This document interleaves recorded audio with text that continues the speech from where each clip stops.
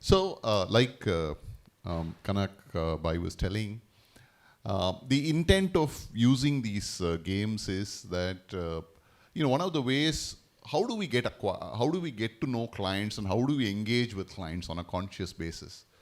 It's a constant challenge for all of us. We don't do cold calls. We barely are able to go and look at a stranger in his eye and say, hey, why don't you share your money with me and I will help you, right?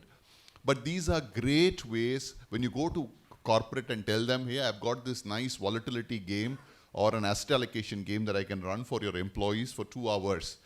And I can bet you many corporates above, say, 250 or 500 employees have a mandate that they must educate their employees on financial literacy. And this forms part of it.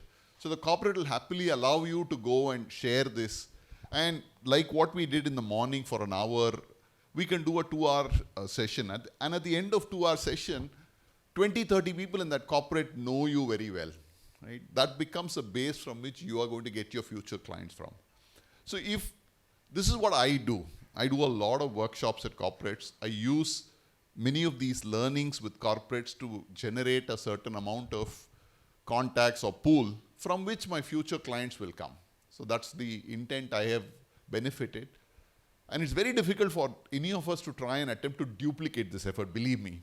So it's a small price to pay and just get this to use, right? And the success of all of us is if we can use this and develop our client base in a business.